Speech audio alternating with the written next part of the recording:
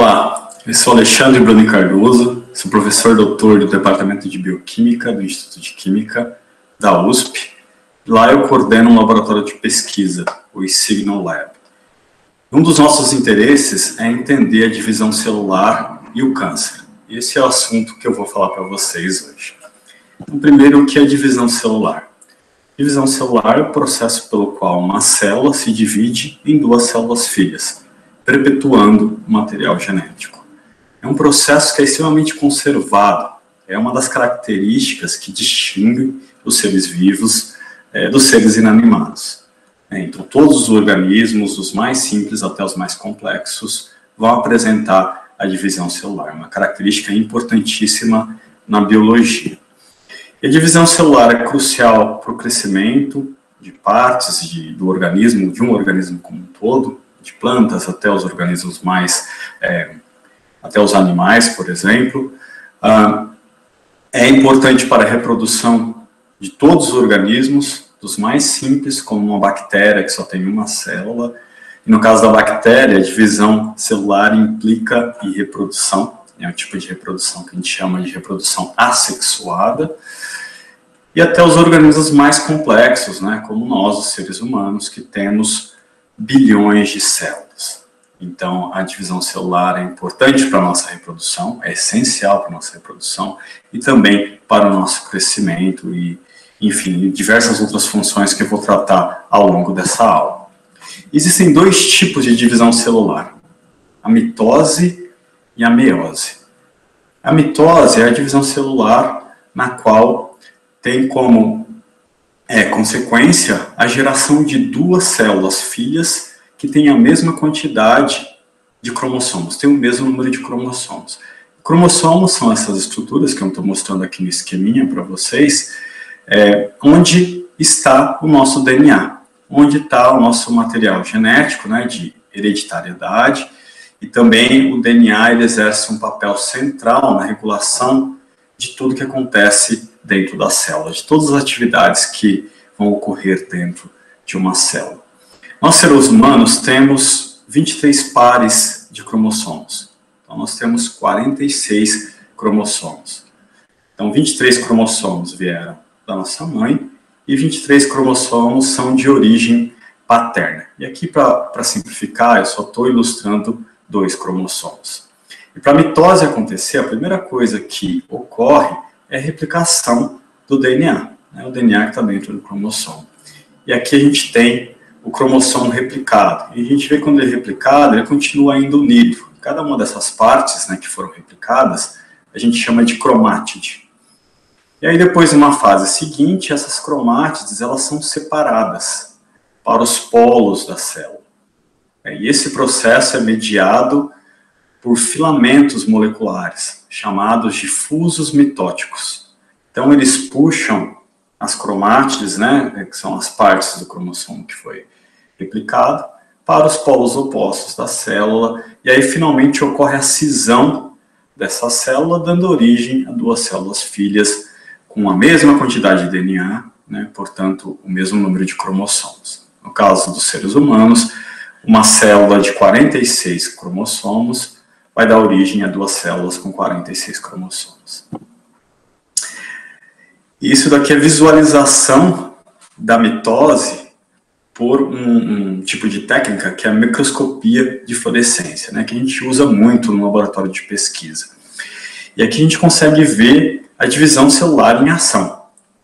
Então, em vermelho estão marcados os cromossomos. A gente vê que eles se condensam e depois eles são separados para os lados opostos aqui nessa célula.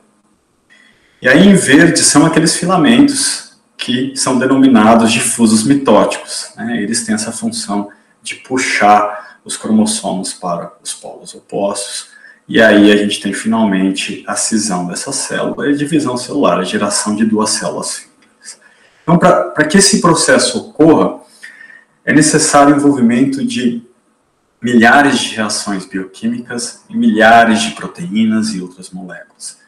Então, esse processo ele evoluiu ao longo de bilhões de anos e hoje a gente tem um mecanismo que é muito orquestrado que a gente entende bastante, mas ainda falta muito para a gente compreender. Então, os pesquisadores se debruçam no entendimento de mecanismos moleculares permeando a divisão celular, né? Isso porque a divisão celular tem essa importância grande na biologia normal, mas também ela é central para diversas doenças, principalmente o câncer, que eu vou tratar mais tarde com vocês. Bom, a meiose, diferentemente da mitose, gera células que têm metade do número de cromossomos. Então, a meiose é a divisão celular para a geração de gametas, os espermatozoides e os óvulos. E por que é importante que tenha metade do número de cromossomos? Isso porque na fecundação vai ocorrer, né, a fusão do espermatozoide com o óvulo, e aí tem a recomposição do conteúdo total de material genético. Então, no caso dos humanos, cada um dos gametas vai ter 23 cromossomos, e aí quando forma a primeira célula pós-fecundação, que é chamada de zigoto, essa célula vai ter 46 cromossomos. E essa célula começa a se dividir. A partir dessa célula tem a geração de 2 células filhas, depois 4, depois 8 e assim por diante. Desenvolvendo o embrião. Tem uma infinidade muito grande de divisões celulares, né? Essas células vão se multiplicando, e aí essa estrutura que é o embrião vai crescendo, forma um feto, e finalmente a gente tem um bebê que é a coisa mais linda do mundo. E a propósito, né, a razão pelos seus cabelos não pararem de crescer é devido à divisão celular. Então, o nosso cabelo ele não para de crescer devido à divisão celular. E aí, bebês podem se tornar adultos interessantes, e a divisão celular é a razão pela qual as suas unhas não param de crescer. Bom, o fato é que a divisão celular é crucial na biologia de todos os organismos, incluindo os adultos, né, que já pararam de crescer, mas a divisão celular continua sendo importante. Isso porque diversas das nossas células elas vão morrendo ao longo do tempo, né? Elas têm uma duração limitada. Por exemplo, a nossa pele ela é completamente regenerada a cada 30 dias. As células que transportam o oxigênio no nosso sangue, que são chamadas de glóbulos vermelhos, elas vivem aproximadamente, né, vivem em média 120 dias.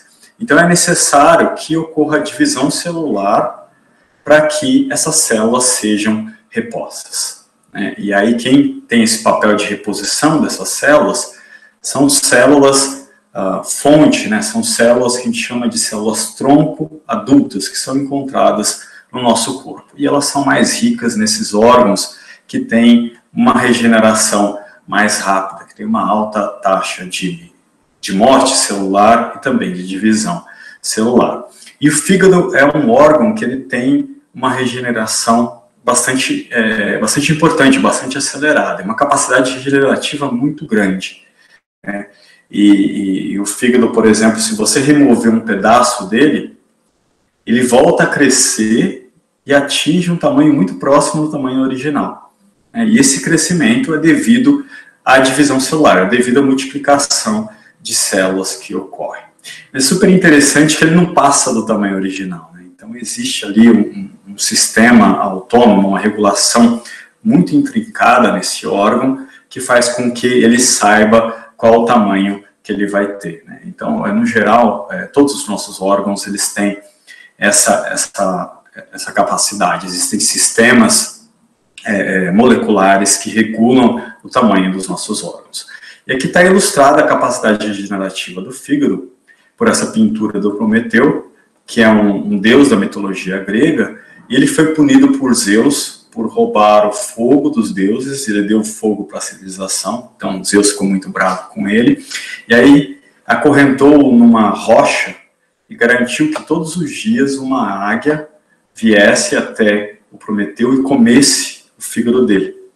Aí o fígado regenerava no outro dia, e aí a águia voltava, né? Então Zeus fez com que o Prometeu tivesse uma punição eterna, um sofrimento eterno. Mas é só para ilustrar essa capacidade regenerativa do fígado. Bom, Então, a divisão celular é importante para a reprodução de todos os organismos, dos mais simples, como essa bactéria que estou mostrando, até os mais complexos, como nós seres humanos. No caso da bactéria, a divisão celular implica na reprodução. É o mecanismo pelo qual ela se reproduz. E é o tipo de reprodução que a gente chama de reprodução assexuada. E ela é muito rápida. Então, aqui é um tipo de bactéria chamada Escherichia coli, que coloniza o nosso intestino, na verdade, né? E de outros animais. E ela se divide a cada 20 minutos. A cada 20 minutos vai dobrar, na verdade, essa população de bactérias. Né? E aí, se a gente fizer as contas, depois de 48 horas de multiplicação sem nenhum tipo de controle, a partir de uma bactéria só, a gente vai ter uma massa de Escherichia coli que é 3.500 vezes maior do que a massa do nosso planeta. Isso é impressionante, nessa capacidade replicativa desses organismos. Mas o fato é que a proliferação, sem nenhum controle, ela não é sustentável. Então não tem no nosso planeta recursos suficientes para sustentar uma divisão celular de forma completamente descontrolada dessas células. Em todos os organismos, né, células de todos os organismos param de se multiplicar em algum momento de suas vidas e entram no estado chamado de quiescência. Então esse é um estado onde as células elas não estão se dividindo, né? E isso vai acontecer dos organismos mais simples, como as arqueobactérias, as bactérias, até os organismos multicelulares, que têm muitas células, bilhões de células, como os mamíferos. Bom, e essa capacidade das células de entrar em quiescência é bastante conservada.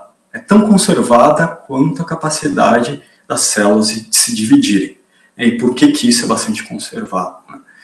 Isso porque aquelas células de micro-organismos, né, aqueles organismos que só têm uma célula, ao longo da escala evolutiva, que foram capazes de parar, de se dividir em situações adversas, principalmente pela falta de nutrientes, e aí entraram no estado de quiescência, né, um estado de latência.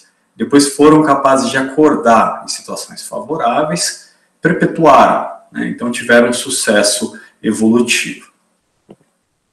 Mas é aí para organismos complexos, que têm bilhões de células como os seres humanos. Né? Na verdade, a maior parte das células do nosso corpo não está se dividindo, elas estão nesse estado de quiescência. Né? E por que isso ocorreu ao longo da escala evolutiva? Né? Por que isso acontece? Isso porque a divisão celular não é compatível com uma função dessas células. Né? Então, uma célula não pode estar se dividindo e contraindo como uma célula que vai estar no nosso músculo, uma célula do coração. Né? Ou não vai estar transmitindo impulsos nervosos. Então, a divisão celular ela tem que parar para uma célula adquirir uma função. E esse processo em biologia, a gente dá o nome de diferenciação celular. Então, a partir de células que não vão ter uma função, essas células vão sendo formadas e elas se diferenciam e adquirem uma função. E aí, ao longo da escala evolutiva, aqueles organismos que foram capazes de ter os diversos tecidos com células com funções diferentes, eles obtiveram sucesso e perpetuaram. Bom, mas e o que regula a quiescência, né, a parada da divisão celular e organismos complexos como os seres humanos? Então, as nossas células param de se multiplicar mesmo na presença de nutrientes, mesmo em condições favoráveis para elas se dividirem. É diferente dos micro-organismos, né, unicelulares, que o fator principal para elas pararem de se dividir, ou se dividir, é a disponibilidade de nutrientes. Aqui não, as nossas células não estão se proliferando ao todo tempo, né? A maior parte das células do nosso corpo não está se dividindo. Se isso fosse verdade, a gente não pararia de crescer, ou então a gente seria um monte de caroços, assim, por todo o nosso corpo. mas não é algo que acontece. E aí no laboratório a gente trabalha com a hipótese que o que regula a decisão dessa célula de proliferar ou ficar quiescente é o microambiente que está ao redor dessa célula. O microambiente é basicamente tudo que está em volta de uma célula e que influencia diversos processos que estão nessa célula. E a gente divide o microambiente em 3 pilares.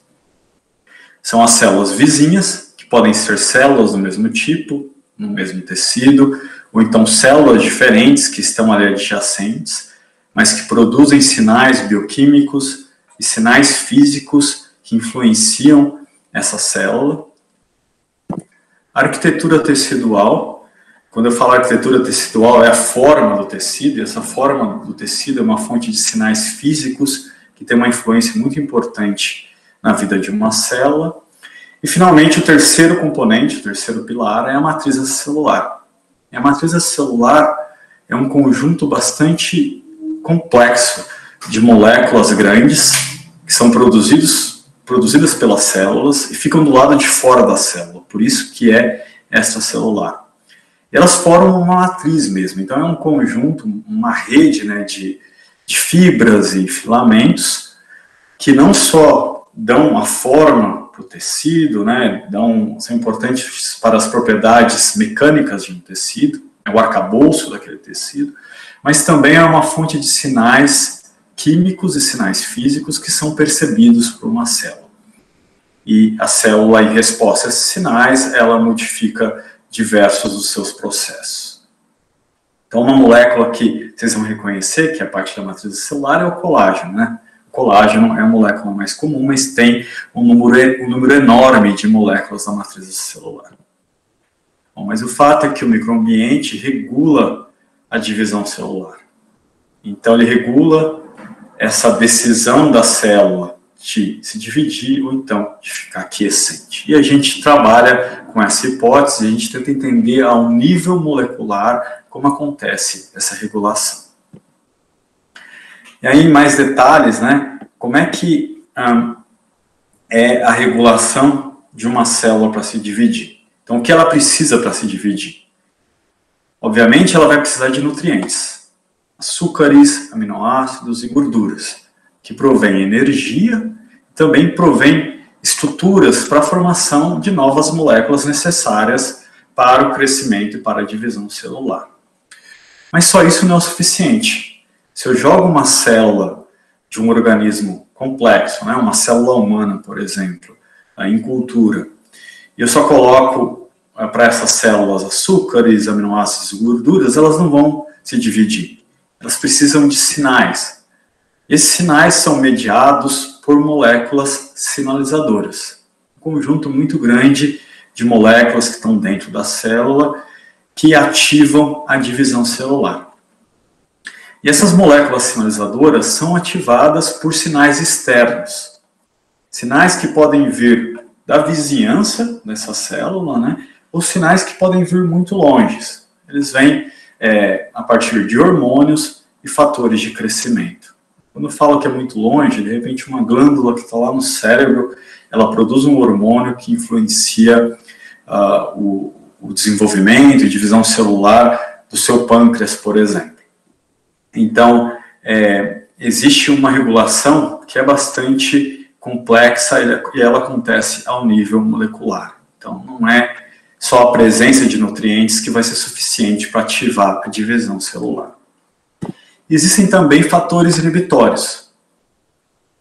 Então, hormônios podem estar presentes, fatores de crescimento podem estar presentes, mas se fatores inibitórios estão ali naquele microambiente, essa célula não vai se dividir. E esses fatores inibitórios podem ser proteínas que estão solúveis, que são produzidas ali na vizinhança, no microambiente dessa célula, e também as próprias moléculas da matriz celular. As células percebem essas moléculas e algumas dessas moléculas têm um papel inibitório, então param a divisão celular. Mas eu espero que até agora eu tenha convencido vocês, né, que a divisão celular é crucial na biologia em diversos processos para todos os organismos, né? Mas ela tem um lado obscuro, né? Um lado ruim, que quando existe uma proliferação exacerbada, isso pode acarretar no desenvolvimento de doenças. Então, o câncer, por exemplo, tem como uma das características principais a divisão celular exacerbada, exagerada. Então, o que eu estou mostrando aqui são células cancerosas, né, um roxo mais escuro, que elas vão se dividindo e vão formando um tumor. Então, elas perturbam a forma desse tecido, a arquitetura do tecido, vão crescendo, acabam perturbando a função do tecido. E a gente vê aqui nessa animação que vasos sanguíneos são atraídos para esse tumor, né? Então, o tumor ele é capaz de produzir fatores que atraem os vasos sanguíneos, isso é importante para alimentar esse tumor. Então, traz oxigênio e traz nutrientes para esse tumor. E essa proliferação exagerada que acontece no câncer é consequência da perda da regulação da quiescência. Como que é isso ao nível molecular, né? Então, existem uma série de mutações que podem acontecer em genes importantes que regulam a ativação da divisão celular e também a inibição da divisão celular. Então, por exemplo, se uma mutação num gene, que é um ativador da divisão celular, faz com que, né, a proteína que é codificada por esse gene, ela tenha uma atividade exagerada, essa célula vai se dividir de uma forma mais descontrolada, né? Por outro lado, se a gente tem uma mutação que afeta a função de um gene que tem um papel inibitório na divisão celular, essa célula também pode se dividir de uma forma descontrolada. E o fato é que as células cancerosas, elas acumulam muitas dessas mutações. Então, mutações nesses genes que são ativadores e também genes que são inibidores. E aí a célula perde a sua capacidade de responder a fatores inibitórios do seu microambiente. E ela se divide de uma forma descontrolada. E aí geram tumores, e esses tumores podem matar. E por que os tumores, né, os cânceres, eles podem levar o paciente ao óbito? Principalmente por afetar a função dos órgãos. Então, se tem um câncer, um tumor que cresce no cérebro, que cresce nos pulmões e que cresce no fígado, atrapalha, prejudica a função desses órgãos. Esses órgãos são vitais, né? É importante que eles estejam funcionando plenamente para exercer os seus papéis cruciais no nosso organismo. Então, se tem um tumor ali, a função é prejudicada. Mas diversos tipos de tumores têm a capacidade de se disseminar no organismo. Então, células cancerosas saem desse tumor inicial, do tumor primário, e vão para outros sítios. Por exemplo, câncer de mama e câncer de próstata, muitos subtipos desses tumores são metastáticos, né? Metástase é esse processo onde as células saem do tumor primário e vão parar em outros órgãos. Então, elas colonizam outros órgãos e formam tumores que a gente chama de tumores secundários. E aí, por exemplo, a glândula mamária e a próstata, elas não são órgãos vitais, né? Então, o paciente pode viver sem esses órgãos. Com a remoção desses órgãos, é compatível com a vida, né? Diferentemente de cérebro, de pulmões e de fígado. Mas as células cancerosas desses órgãos podem disseminar, cair na corrente sanguínea e parar lá no cérebro e pode formar um tumor secundário no cérebro e aí pode levar o paciente ao óbito. Bom, felizmente existem diversas formas de tratamento de câncer, né? E ao longo do tempo as formas de terapia têm sido melhoradas, né? Então a ciência tem trabalhado de uma forma intensa para a descoberta de novos alvos, de novas drogas e novas formas de tratamento. A maior parte dos tratamentos de câncer impactam a divisão celular. Então, o alvo da maior parte dos tratamentos é a divisão celular, né? Pois a divisão celular descontrolada é uma característica importante do câncer. Então, algumas drogas podem bloquear a replicação do DNA, de forma que a célula não vai se dividir. Se ela não tiver o DNA replicado, não vai ter divisão celular. Algumas drogas podem afetar aqueles fusos mitóticos, né, que puxam os cromossomos que foram replicados para dar origem a células filhas. E existem drogas que agem na sinalização de hormônios, fatores de crescimento, dessas moléculas sinalizadoras.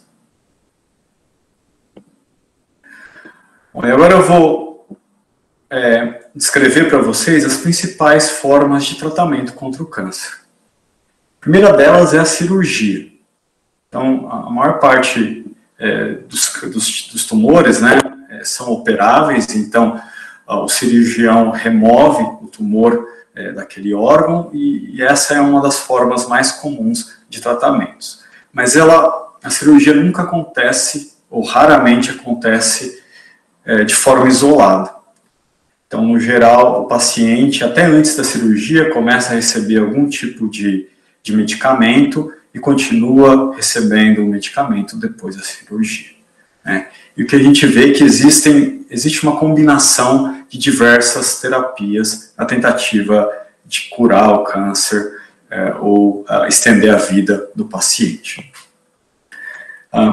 Tem a radioterapia, que é uma das formas mais antigas de tratamento de câncer, e nessa terapia é feito o uso de radiação ionizante. Ela é focalizada no tumor, de forma que ela é bastante tóxica para o tumor, então pode matar as células tumorais, acaba afetando também o tecido normal, mas cada dia mais existem técnicas mais precisas, né, onde o médico ele consegue realmente focalizar no tumor.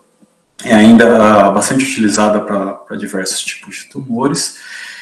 E esses três tipos aqui, a quimioterapia, terapia direcionada e imunoterapia, que eu vou descrever mais para vocês agora. Vou passar mais detalhes.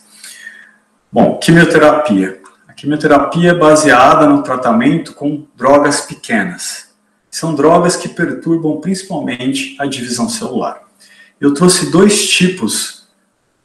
drogas, né, que são muito comuns no tratamento de câncer, a cisplatina e o Taxol. A cisplatina é uma droga que modifica o DNA. Então, ela é conjugada ao DNA da célula, ela entra na célula, vai parar lá no núcleo da célula, e ela causa danos, né, faz essas ligações covalentes no DNA, causa danos ao DNA de forma que esse DNA não pode mais ser replicado, e isso pode fazer com que a célula não se divida e com que essa célula morra. E o Taxol é uma droga que bloqueia aqueles filamentos que puxam os cromossomos, os fusos mitóticos, de forma que a divisão celular é bloqueada. Aqui mostrando onde atuam. A cisplatina atua na replicação do DNA e o Taxol atua nos fusos mitóticos. Bom, e a quimioterapia ela vem sendo utilizada já há várias décadas. Ela realmente é capaz de curar alguns tipos de câncer e acaba, muitas vezes, né, não tem uma cura completa, mas aumenta a sobrevida dos pacientes. Mas ela tem dois problemas principais. O primeiro deles é que ela pode causar diversos efeitos colaterais, porque ela não é seletiva, e o outro porque ela pode causar resistência. Então, o que eu quero dizer com a quimioterapia não sendo seletiva? Isso porque ela afeta a divisão celular no geral, independentemente se a célula é cancerosa ou se a célula é normal. E como eu mencionei, essa divisão de células normais é importante no nosso organismo, né, para a reposição de células que vão sendo perdidas, né? E aí a gente vê como efeitos colaterais mais comuns: o vômito, a perda de apetite, a perda de cabelo, a anemia, um impacto na memória, e também danos na pele. Né? Isso porque, né, quando a gente pensa em vômito e perda de apetite, o fígado, que é importantíssimo, tem um monte de função no nosso organismo, né, mas tem funções importantes na digestão, ele é bastante afetado pela quimioterapia, isso porque tem muitas células que se dividem no fígado. O trato gastrointestinal é bastante afetado, então acaba tendo, né, perda de apetite e também vômito. Como eu mencionei, a razão dos nossos cabelos não pararem de crescer é devido à divisão celular, então por isso que tem a perda de cabelo. A anemia é causada pela diminuição de glóbulos vermelhos. Como eu mencionei, os glóbulos vermelhos, eles vivem em média 120 dias e eles são repostos por divisão celular de células precursoras desses glóbulos vermelhos. E essa divisão celular também é afetada, então causa anemia no paciente. E a pele, como eu mencionei, ela regenera, né, ao longo do tempo, então é dependente da divisão celular, que é também afetada nesse órgão, na pele. E algumas outras células que não se dividem muito, né, que têm uma capacidade muito baixa de se dividir, como os neurônios, são também afetados porque muitos tipos de quimioterapia são bastante tóxicas, são citotóxicas que a gente fala, um nome mais preciso. Bom, e aí o outro problema que eu mencionei é a resistência à quimioterapia, né? O que é resistência à quimioterapia? No tumor original, você tem uma diversidade muito grande de células. Na verdade, tem uma heterogeneidade enorme. Então, são células, populações diferentes de células com mudanças, com mutações no DNA que são bastante diferentes. E no tumor original, algumas células têm a capacidade de lidar com esse quimioterápico. Então, por exemplo, a gente está mostrando aqui, de uma forma geral, o mecanismo de resistência à cisplatina. Então, existem algumas poucas células no tumor original que tem bombas que jogam para fora a cisplatina, né? E tem outros processos aqui que acabam detoxificando a cisplatina. E aí, ao longo do tempo, essas células elas podem ser selecionadas, então elas vão ter uma vantagem de divisão celular em relação com as outras células cancerosas que vão ter menos, né, ou não vão ter esses mecanismos aqui que faz com que elas sejam resistentes para essa droga. E aí, mesmo a quimioterapia inicialmente funcionando, o tumor diminui bastante, e às vezes o paciente ele pode estar clinicamente curado, depois de meses ou anos, esse tumor pode voltar, isso porque o tumor ganha resistência, né? Ele adquire essa resistência porque já existiam no tumor original células que tinham essa capacidade e elas acabaram se dividindo de uma forma diferencial, né? Tiveram essa vantagem adaptativa e tomaram conta do tumor e crescem a despeito do tratamento com o quimioterápico. Bom, e existe a terapia direcionada, né, que diferentemente da quimioterapia, a terapia direcionada ela é seletiva. O que eu quero dizer com isso? Existem moléculas em células cancerosas que aparecem em maiores quantidades nessas células cancerosas, ou então só aparecem nessas células. E aí a ideia da terapia direcionada é usar fármacos que atuam diretamente nesses alvos moleculares, que só aparecem nas células cancerosas. O exemplo que eu trouxe aqui é de um tipo de câncer de mama que é chamado de HER2 positivo. HER2 é um receptor de membrana. E ele é bastante expresso, né? Então ele vai ser encontrado em muita quantidade nessas células, nesse subtipo de câncer de mama. E aí os cientistas, mais ou menos 3 décadas atrás, começaram a desenvolver drogas direcionadas para a inibição desse receptor. Esse receptor, não só, né, é presente de forma específica em alguns tipos de células cancerosas, como ele tem uma função de ativar a divisão celular. Então, se inibe esse receptor, não acontece a divisão celular. Então, hoje em dia, existem drogas pequenas, moléculas pequenas, e também anticorpos que são gerados e são utilizados no tratamento desse tipo de câncer de mama, o HER2 positivo. E aqui eu trouxe um outro exemplo de terapia direcionada, agora para melanoma, que é um tipo de câncer de pele, e é um melanoma que é metastático, né? Ele tem uma capacidade de se espalhar pelo corpo do paciente. E aqui nessa imagem, é uma imagem de PET scan, tem um paciente com melanoma bastante agressivo, e essas manchas escuras são os tumores espalhados por todo o corpo do paciente. E esse paciente, o melanoma dele, tinha uma mutação num gene que é um ativador da divisão celular. E aí os cientistas desenvolveram uma droga que inibe a proteína que é produto desse gene. E aí aqui, o mesmo paciente, depois de 15 dias de início do tratamento com essa droga, a gente vê que sobrou muito pouco do tumor, né? Então, essa terapia direcionada, ela vem sendo utilizada, né, para diversos tipos de tumor. Elas têm uma vantagem muito grande comparada com quimioterapias, né?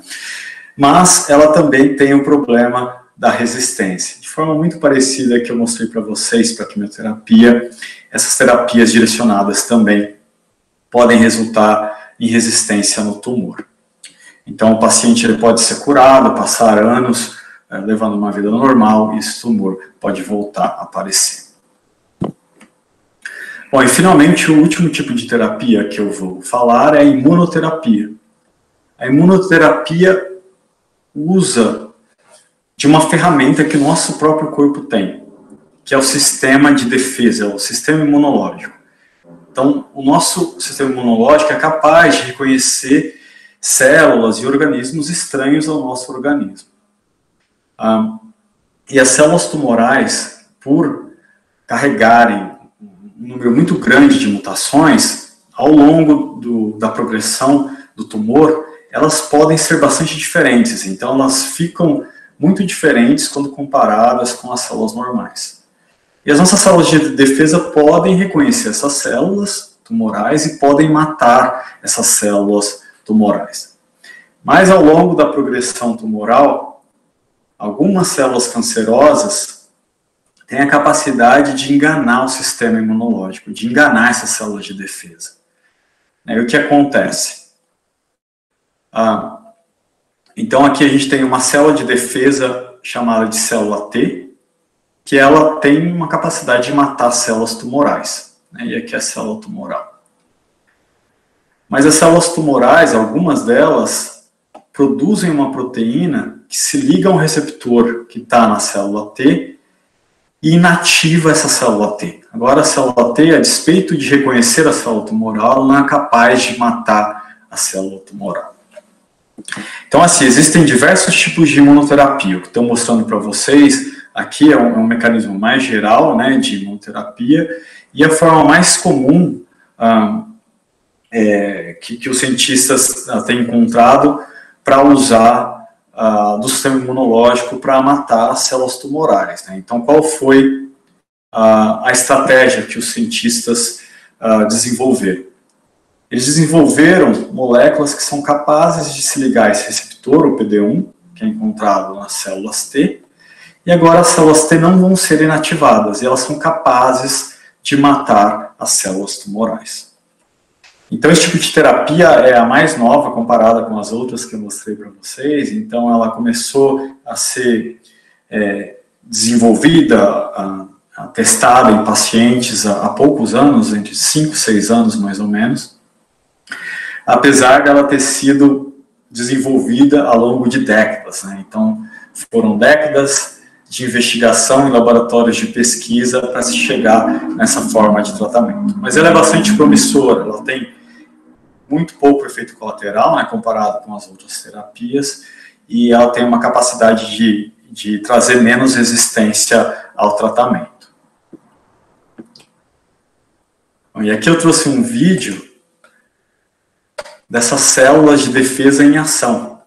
Então, as células de defesa, elas estão coloradas em verde, e aqui a gente tem uma esferinha de tumor. Isso aqui é um experimento de laboratório, né? Então, é um microscópio que está ali observando o que está acontecendo num tubinho de ensaio. E a gente vê as células T, essas células de defesa, matando as células tumorais.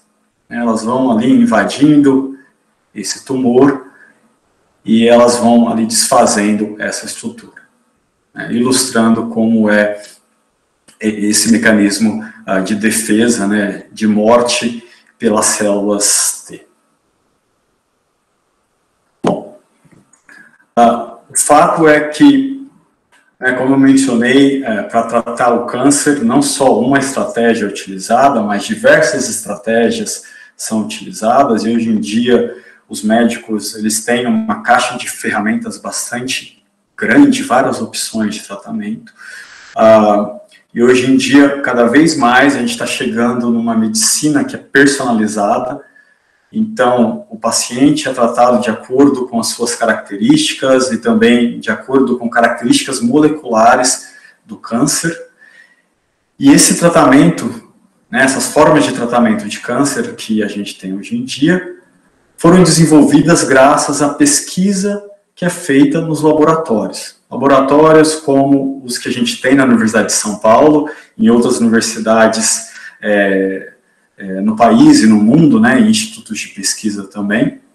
Então, inicialmente, os cientistas buscam desvendar como as células se dividem, como são os processos celulares são regulados, e aí ele procura por alvos terapêuticos, e ele pode ter aí algumas pistas, né, de como